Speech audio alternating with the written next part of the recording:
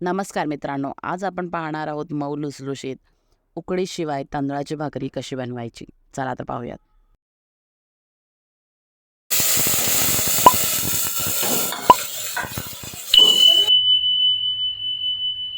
तर इथे सर्वात प्रथम आम्ही तांदळाचं पीठ चाळून घेणार आहोत. तांदळाचं पीठ चाळल्यानंतर आपण इथे थंड पाण्याने आपण इथे हे मळून घेणार आहोत. आता इथे उकडीशिवाय आपण भाकरी बनवत आहोत. सो पीठ जितकं तुम्ही चांगलं मळाल तितकंच त्या पिठाला एक चिकटपणा येईल आणि ती भाकरी जी आहे ती मऊ होईल. सो तुम्ही जितकं जास्त पीठ मळाल तितकंच तुम्हाला चांगली भाकरी मिळेल.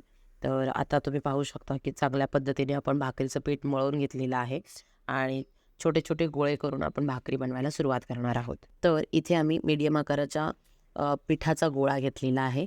तर तुम्हाला जर भाकरी मोठी करायची असेल तर तुम्ही पिठाचा गोळा थोडा मोठा घेऊ शकता. आम्ही इथे मीडियम आकाराची करतोय. त्यामुळे इथे मीडियम आकाराचा गोळा आम्ही घेतलेला आहे. आता आम्ही या गोळ्याची पारी बनवून घेणार आहोत. आता व्हिडिओमध्ये दाखवल्याप्रमाणे आपल्याला हळू ही पारी बनवून घ्यायची आहे. तर पारीला आता आपण सुकं पीठ लावून भाकरी चांगली वळून घेणार आहोत आणि आपल्या उजव्या हाताच्या 4 बोटांनी आपण भाकरी वळून घेणार आहोत.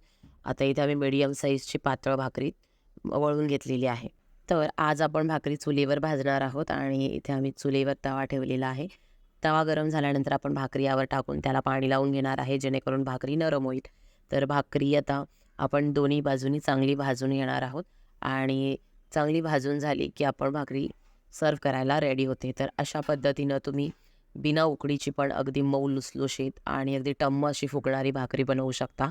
तर उकडीशिवाय तुम्हाला भाकरी बनवायची असेल तर त्याचं सिक्रेट हेच की तुम्ही भाकरीचं पीठ चांगलं मळलं पाहिजे आणि जितकं तुम्ही पीठ मळाल तितकंच ते भाकरीचं पीठ चिकट होतं आणि भाकरी तितकीच मऊ होते.